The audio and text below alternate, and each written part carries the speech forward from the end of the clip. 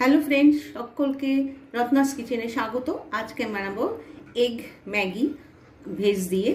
তো তার জন্য আমি কি কি নিয়েছি, এখানে ম্যাগি নিয়েছি, কিছু গুঁড়ো আছে, কিছু গোটা আছে, আর নিয়েছি একটা ডিম, নিয়েছি পেঁয়াজ কুচি, নিয়েছি লঙ্কা কুচি, নিয়েছি টমেটো কুচি, নিয়েছি ক্যাপসিকাম, হ্যাঁ রসুনটা এখানে নেব, রসুনটা দেখানো হয়নি। তারপর নিয়েছি ম্যাগি মশলা, নিয়েছি টমেটো কেচাপ, আর নিয়েছি চিলি গার্লিক সস।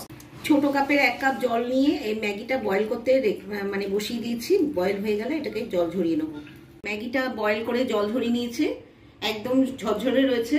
এবার দিয়ে দেবো রসুন কুচি, তেল দিয়ে দিয়েছি একটা কড়াইতে, রসুন দিয়ে দিচ্ছি সামান্য নুন। এটাকে ভেঙে এর মধ্যে ফাটিয়ে দিয়ে দেবো যাতে ডিমটা ফ্রাই হয়ে যায়। এটাকে একটু ফ্রাই করে নিচ্ছি। এবার দিয়ে দিচ্ছি পেঁয়াজ কুচি,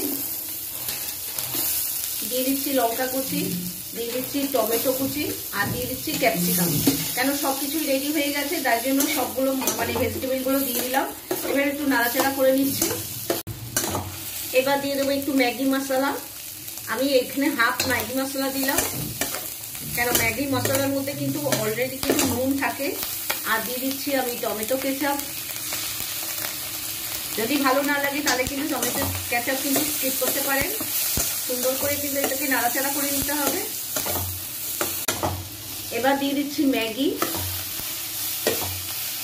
এবার ম্যাগিটা দিয়ে একটু নাড়াচাড়া করে নেবো। আঁচটাকে মিডিয়াম টু লোতে রেখেই কিন্তু করতে হবে, না হলে কিন্তু একদম পোড়া লেগে যাবে, কেন এখানে কোনো জল পড়ছে না।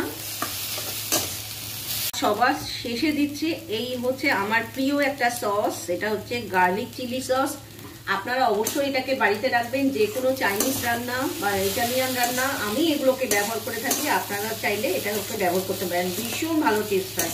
তো এটা অলরেডি রেডি হয়ে গেছে, একটা প্লেটে আমি সার্ভ করে দেখাচ্ছি। কেমন লাগলো আমার এই ম্যাগি রেসিপি? যদি ভালো লাগে তাহলে অবশ্যই একবার ট্রাই করবেন, ভীষণ ভালো হয় চটজলদি। আর যারা সাবস্ক্রাইব করছেন না, সাবস্ক্রাইব করে পাশে থাকবেন, আর এই রেসিপিটা শেয়ার করবেন সকলের সঙ্গে, আমার এটা অনুরোধ। আর সাবস্ক্রাইব করতে অবশ্যই ভুলবেন না। ভালো থাকবেন, সুস্থ থাকবেন, বাই।